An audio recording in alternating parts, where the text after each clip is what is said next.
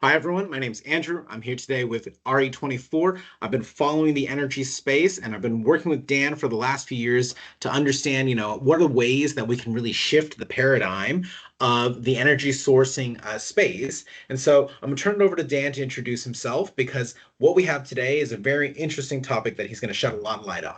Dan? Fantastic. Thanks, Andrew. Really good to speak to you. So I'm the founder and CEO of RE24. We are a marketplace for data centers to get renewable energy directly from the source. And how we do that? So we bring renewable generators into the platform, and if you're a data center, based on the geography, you can see who are the renewable energy projects, who are the renewable energy available out there, and then contract them. So essentially, we do that sourcing for you. We make sourcing easy for you, and then we do that PPA management for you as well throughout the PPA term. And then when you need to renew your PPA, and then the platform allows you to renew the PPA as well. So it's a one-stop shop for the PPA sourcing management and then the renewal. So very much end-to-end life cycle management. Yes. Very cool. Great. Well, then, when we're thinking about, I guess the context for today's conversation, we're pulling together a bit of a series of webinars and info series to essentially kind of demystify the energy procurement sector for the decision makers, for those who are learning about the space. And today we're really kind of talking about the kind of commercial terms behind what makes a PPA tick, what are the nuances behind PPAs, what is a PPA, and what are the different geographical or jurisdictional differences between the two. Start us off with a quick understanding of lay the foundations. What is a PPA? Yeah, fantastic. It's actually a really good point because when you spend many years in the energy sector, you take a lot of things for granted. And then like PPAs, you think the whole world knows about PPAs, but it's not the case, right? Yeah. So PPA stands for Power Purchase Agreements. So meaning it's a bilateral agreement in most cases. So it's a bilateral agreement where you have a buyer and a seller, and then a buyer is committed to buy renewable energy and the guarantees of origin from a renewable energy project or from number of renewable energy projects over a long period of time. Kind of like long, we need to define long. So it could be 10 years, 5 years, sometimes it could be like 1 or 2 years as well. But in the classic agreements that we do is 10, 12, 15 years or so. So they are long-term agreements. So it's a bilateral agreement with the buyer and seller. So the buyer committed to buy renewable energy, and then guarantees of origin, and then the seller is committed to sell that energy. Mm, I get it. And so in many ways, the power purchase agreement is about giving that stability horizon for an organization as they look at their consumption, their power needs over the next 5 to 10 years or shorter if someone's feeling that way. Yeah, exactly. Maybe like I should have touched on why people do power purchase agreement. So it's Mm, because you actually like touched on that. So what if you are a renewable energy generator, why you want to do a power purchase agreement? Because there are so many ways that you can sell your power. But when you do a power purchase agreement, especially a corporate power purchase agreement where you sell your power to a corporate, you have a contracted revenue stream for your renewable energy projects for the duration of that PPA. So like if it's 10-year PPA, you have a contracted revenue stream for the 10 years from that corporate. So that's a guaranteed revenue stream for the generator. I should have yeah. used the word like solid. So it's a solid revenue stream for the generator. So they can foresee their future revenue stream, which which Mm, which enables them to attract lower cost of financing for their projects because they have a contracted revenue stream. And for the corporate, it's attractive for the corporates because they have long-term price certainty and they get renewable energy directly from the source of generation. And also because they are committing for the longer term, they can actually attract lower prices for that too. right, right. That makes sense. And so ultimately, it's in the company's best interest, and I would imagine in the generator's best interest to be looking at these and understanding their PPAs quite intuitively, because ultimately this is a big component of their spend, and it can have implications globally. Yes, Yeah. Right. So then when people are thinking about PPAs, now that we understand kind of a little bit about what it is, in your depth of experience, what have you seen as being like, I guess, the most complicating or differentiated factors between different geographies and countries? Because obviously, I imagine a PPA in Europe is not the same thing as a PPA in the States, or are they? There are similarities, but obviously they're not exactly the same because a contractual document and in certain geographies, contractual regulation and then the legislation things comes into play as well. So they are similar but not exactly similar. In your mind, when you're looking at PPAs across different markets, how do you see the UK, Europe, Canada, and the US and the differentiations between those markets and how it affects PPAs? In terms of the overall structure, the kind of the document, the kind of body of the document, the key components are pretty much the same, can be pretty much the same. But however, each geographies, they have their own regulatory complications, they have their own legislation and their own legal aspects. So all of these comes into play when you're looking at certain geographies. So for example, if you compare the UK versus the Ireland one, and then in the UK energy market, you any organization like any corporate can buy energy directly from the renewable generators. So because under UK exemptions to the licensed electricity supplier, the generators can do that supply to the end consumer.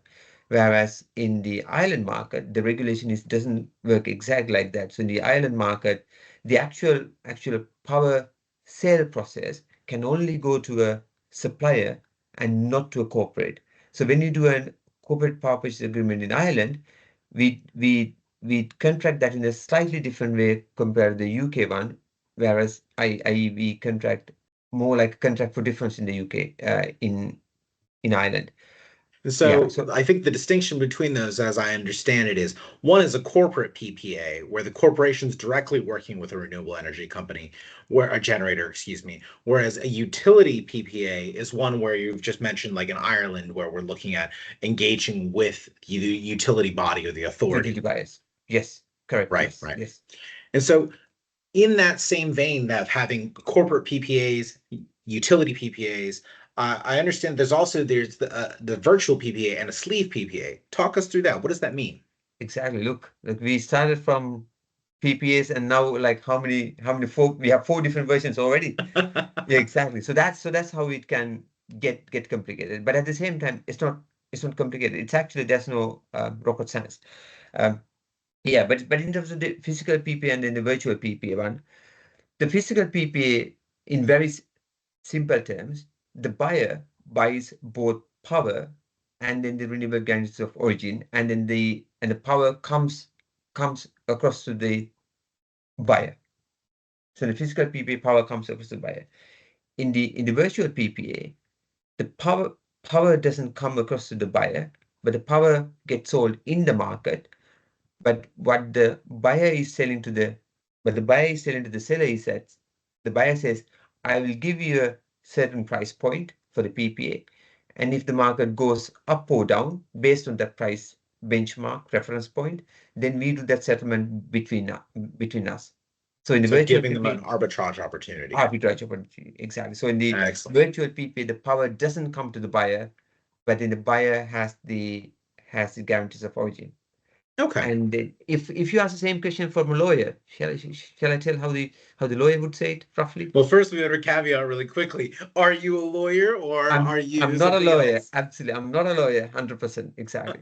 But so contractually, how these things are worded is that in the physical PPA, the buyer has the legal rights to both power and the guarantees of origin, whereas in the virtual PPA, the buyer has the legal rights for the guarantees of origin, but the buyer doesn't have the legal rights for the power because power is I sold get in the it. market.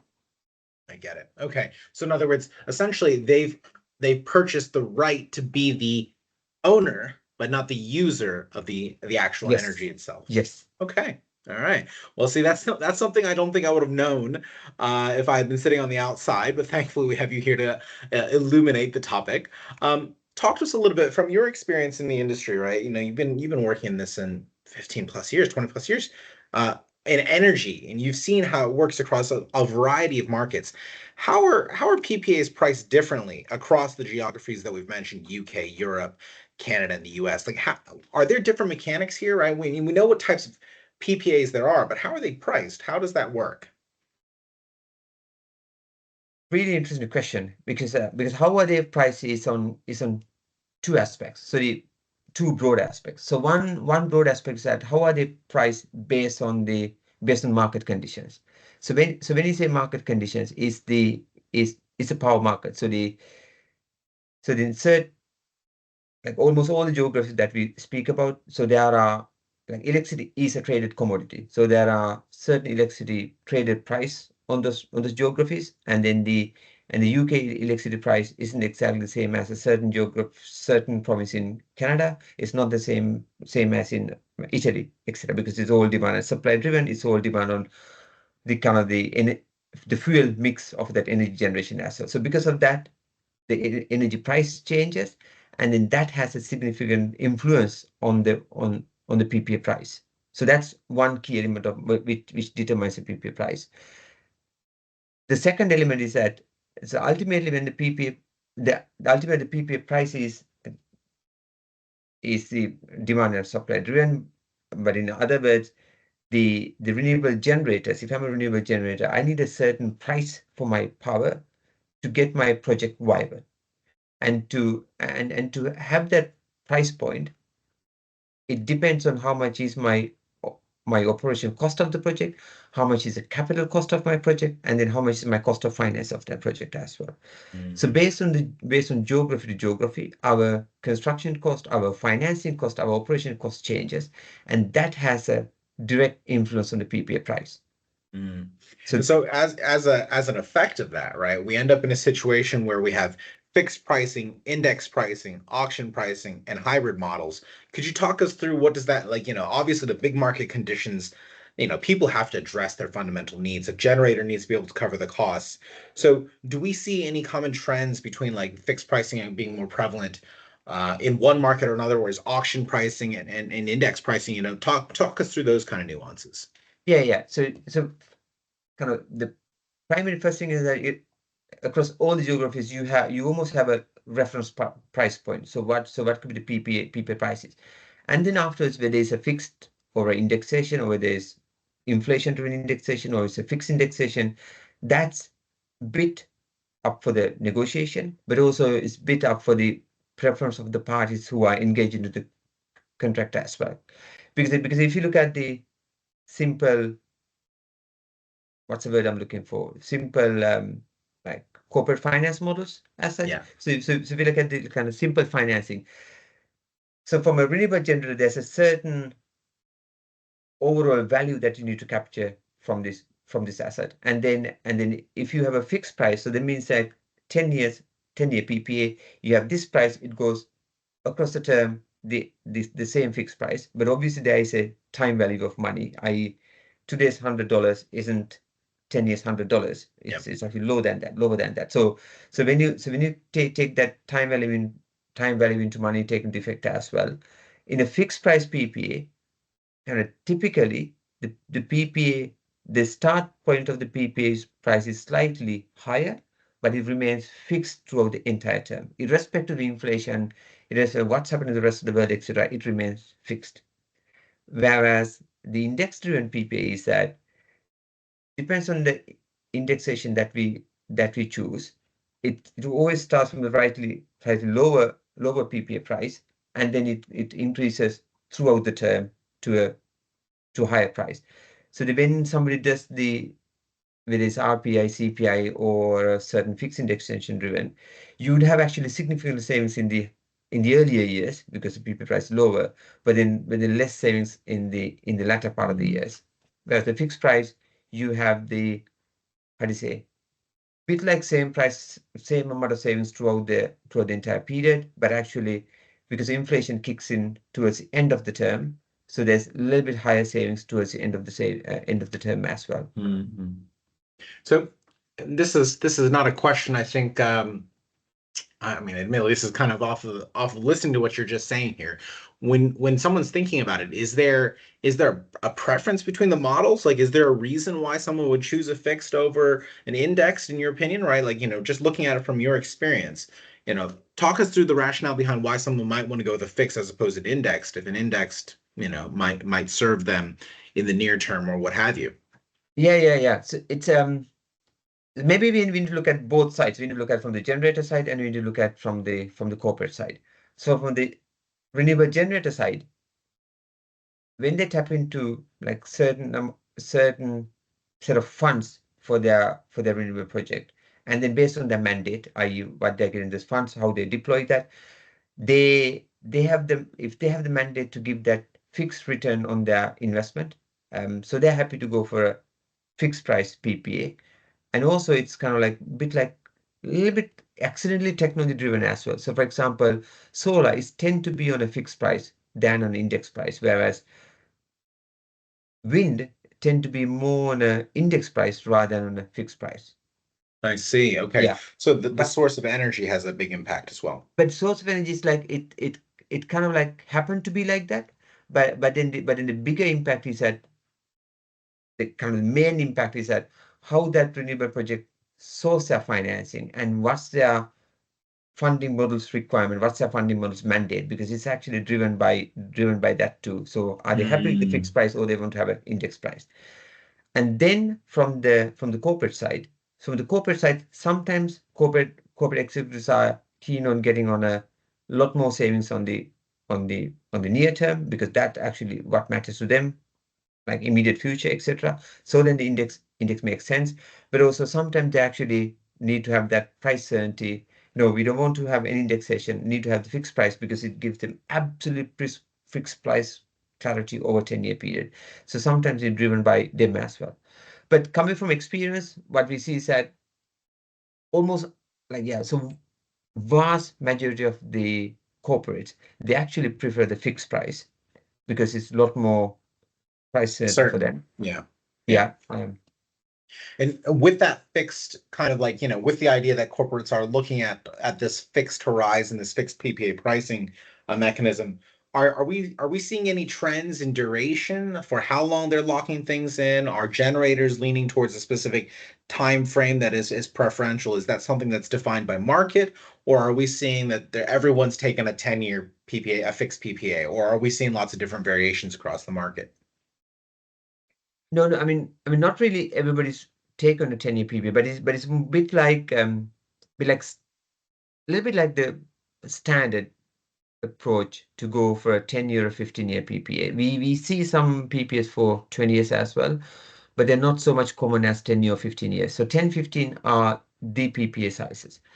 But then maybe you have a separate question on the topic that I'm going to touch, but then it's actually on the risk appetite of the business as well, because Mm, sometimes the corporates might not, or the business might not willing to commit to a longer period of for a longer term PPA, and because of that desire to commit for a short term PPA, and that's where the short term PPA comes into play.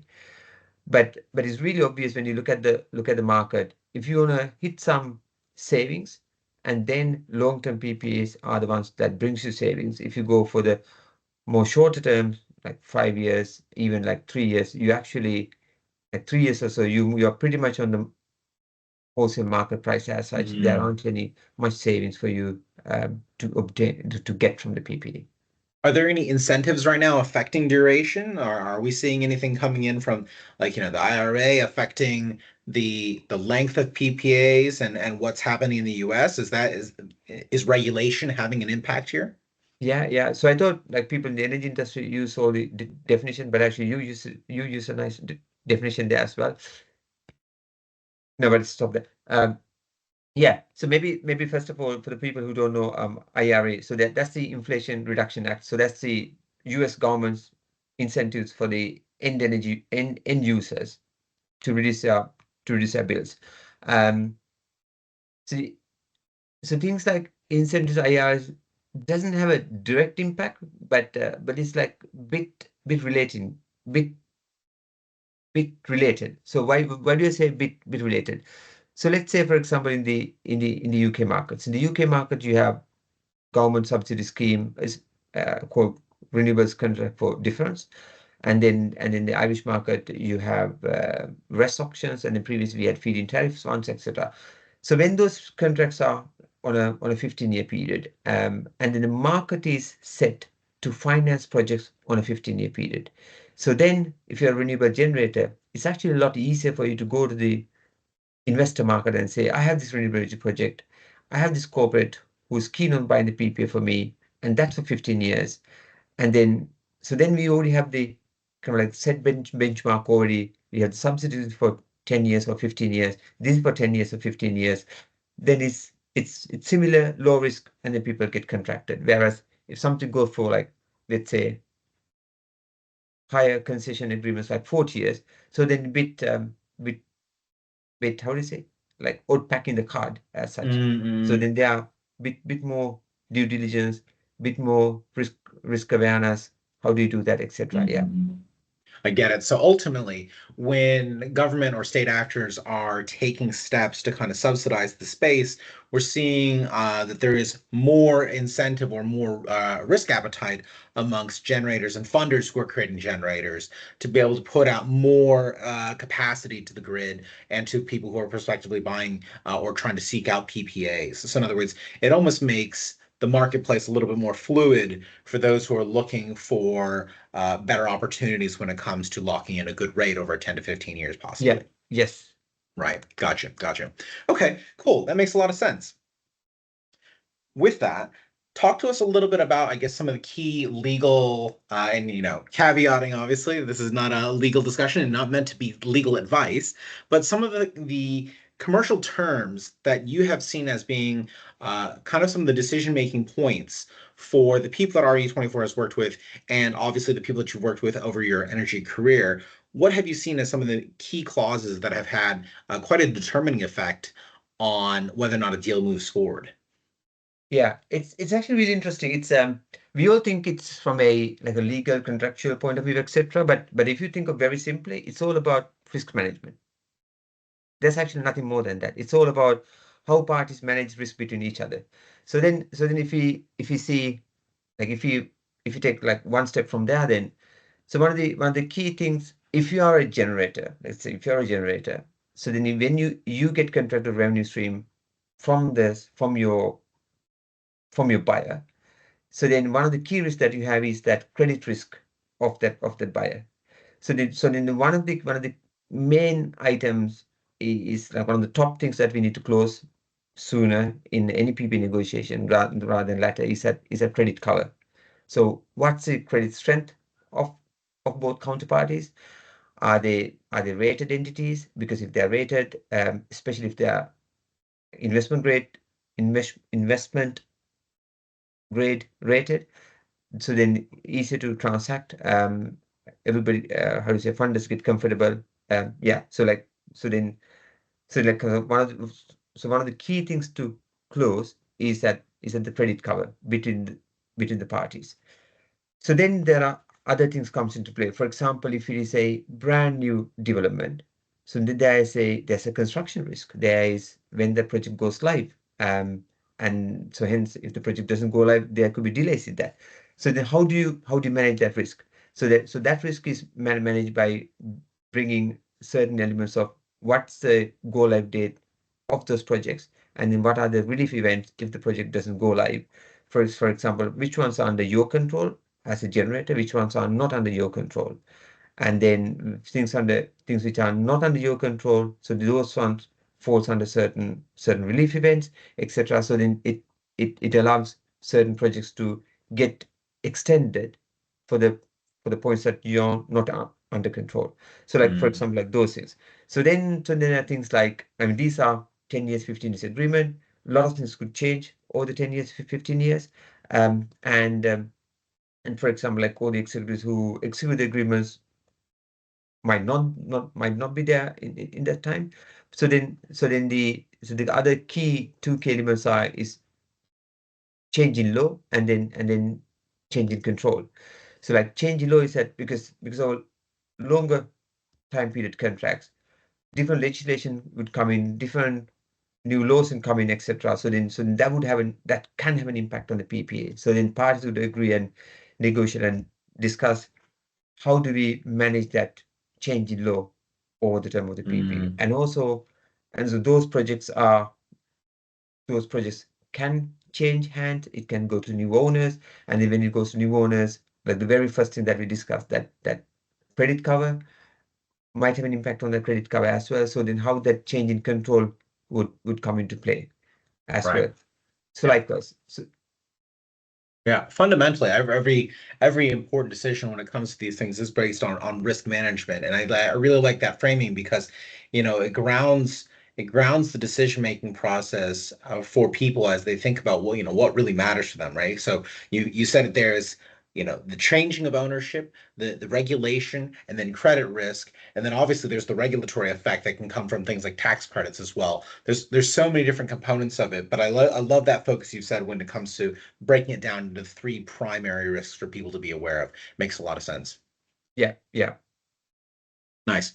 So then when you're thinking about, I guess, this risk management process, when people are jumping into it, when they're discussing a PPA, are you seeing any major theme focuses per market, or are they still based around those three primary things? We're not looking at any major variations. Is there, I guess, geographical I guess behavior differences or negotiation practice that you could bring up to share with anybody?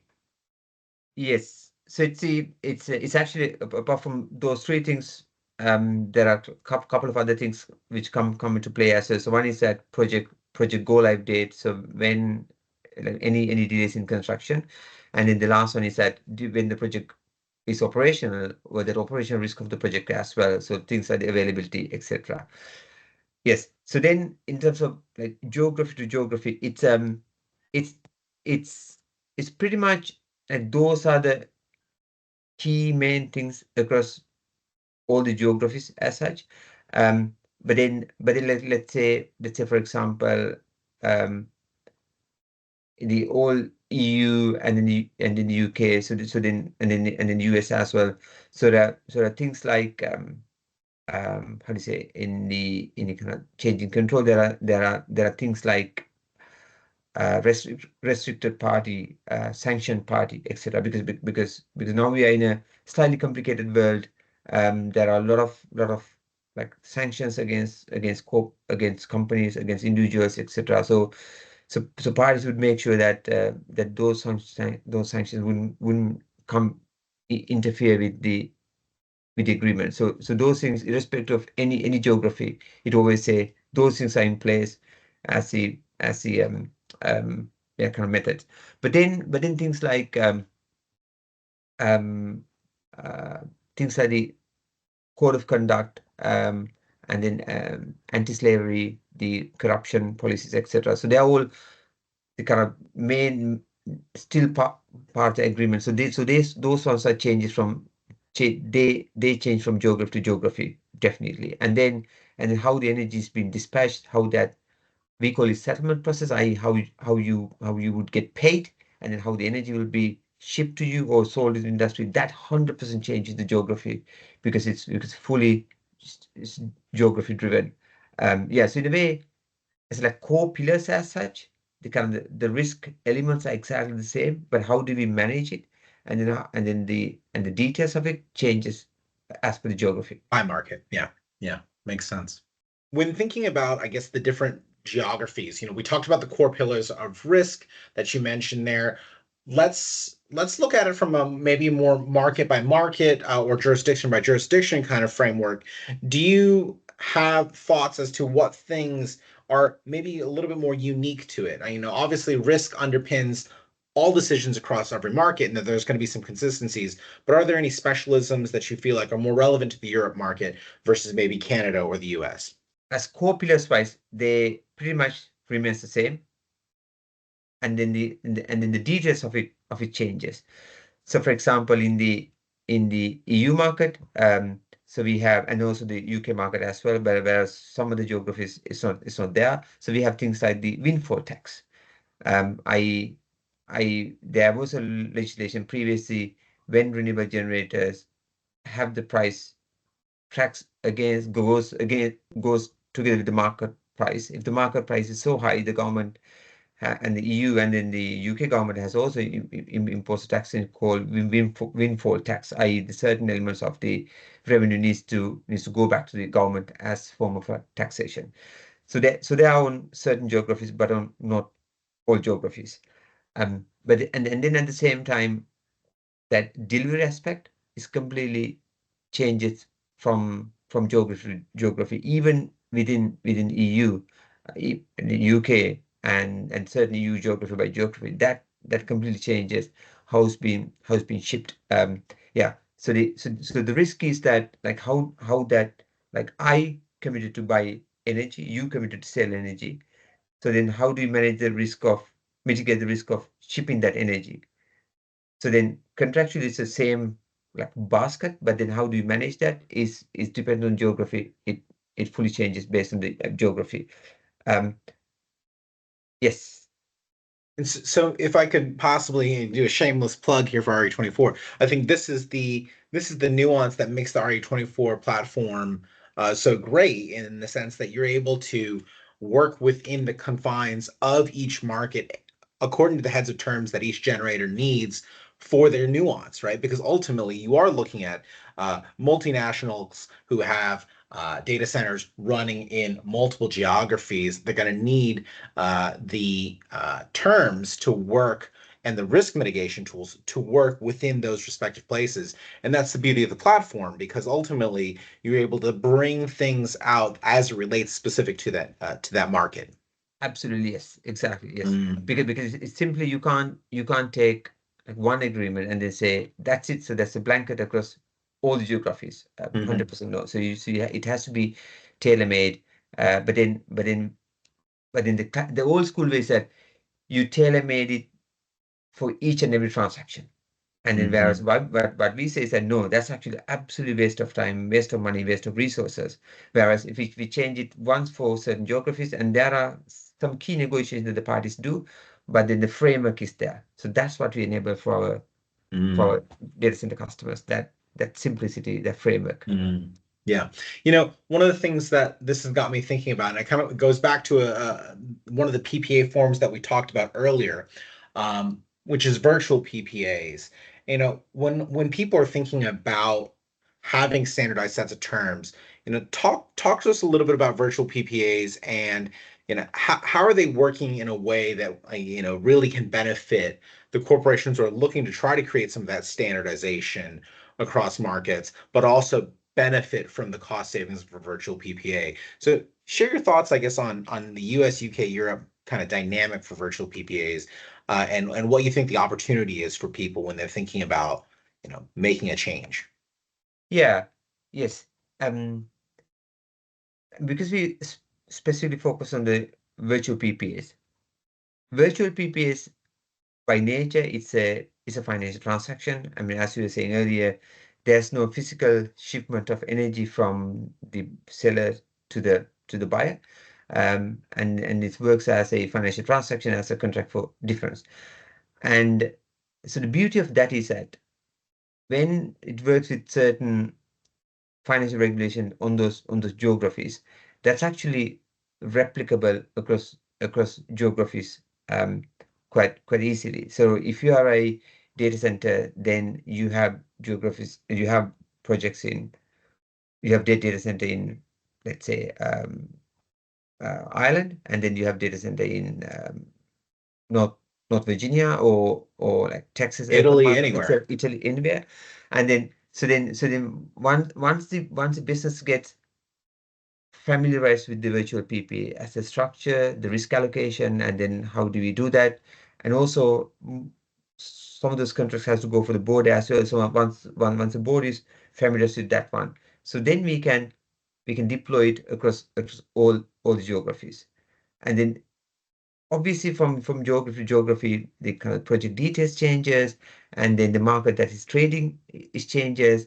So there are few elements that changes, and then based on the generator that we are contracting with, certain negotiation element changes as well. But as a platform, what we offer is that we offer that standardized contract to you across that you can use against all the geographies. But then there are the individual geography specific negotiation that we have to do.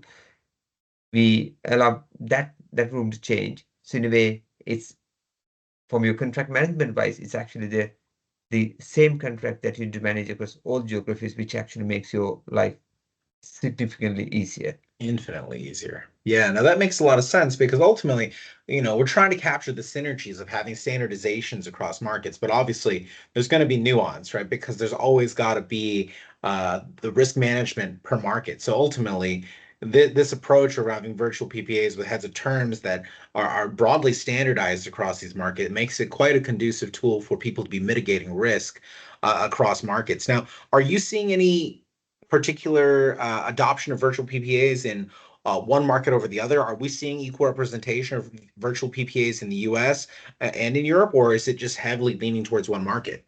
It's actually really interesting. For example, like it's 100% regulation driven as well, actually. Um, yeah. What do So you for mean? example, yeah. So for example, in the UK market, you can actually do the virtual PPA or the physical PPA. So then people look at pros and cons, which one's more fit for me, which ones give me the better value, etc. Internal alignment as well. So then you decide, okay, I'll do that one, or I'll do the other. Whereas some geographies, for example, like in Ireland, it's far more easier to do the virtual PPA, and it's almost impossible to do a physical PPA unless you are a huge consumer. So when I say huge consumer, then I'm talking about like 900 megawatts of consumption. That's like one and a half of big power plants. Yeah.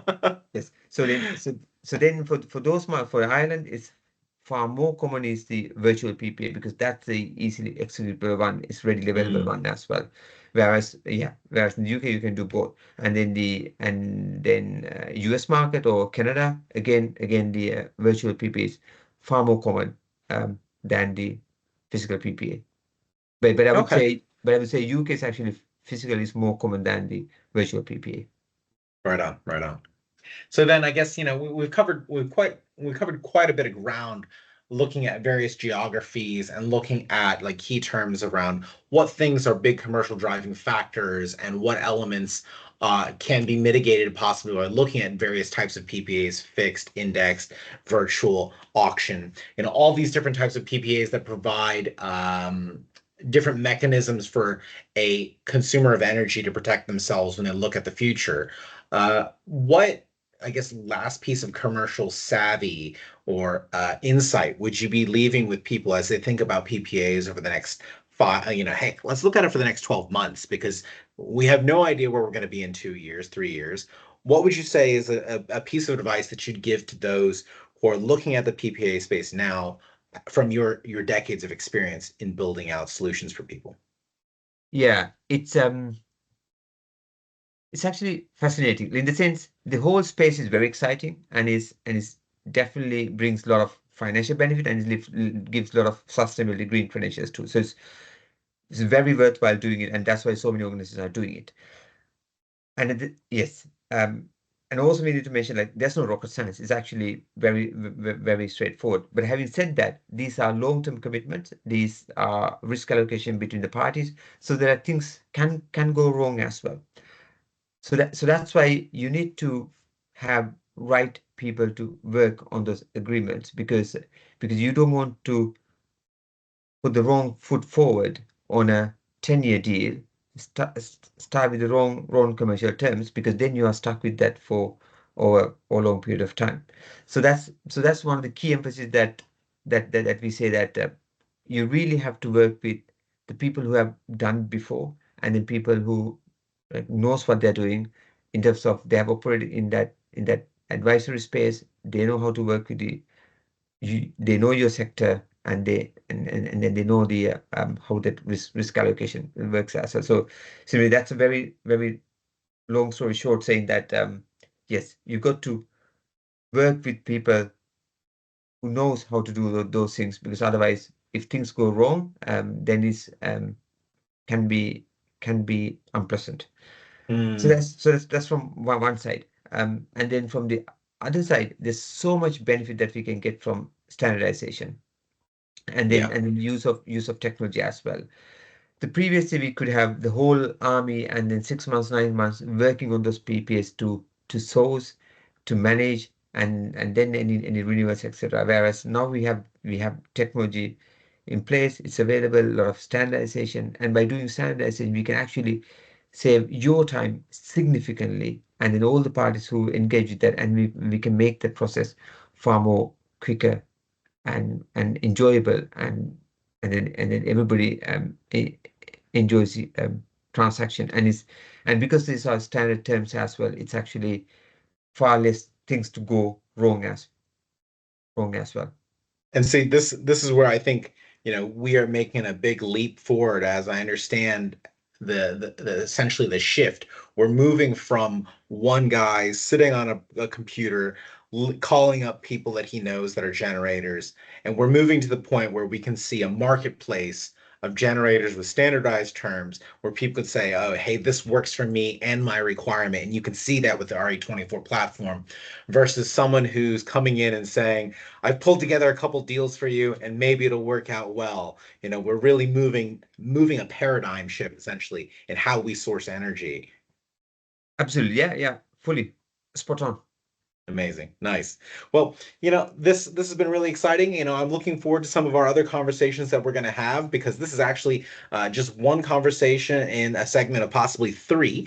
We're looking at continuing to kind of break open the black box that is the energy space so that you as a decision maker or you who are sitting on the sidelines and getting to know the space have the opportunity to really get under the hood of or the bonnet of the issues that really plague people who are making decisions in the space. And hopefully, this gives you the watcher, the listener, the viewer, the opportunity to get to know a little bit more about some of the intricacies of the space. And Dan, I really appreciate you taking the time for this. Looking forward to chatting with you again. Let me know if there's anything we can do to help you all out there. And I hope you guys have a great day. Fantastic. Thanks, Andrew, and thanks all. Bye.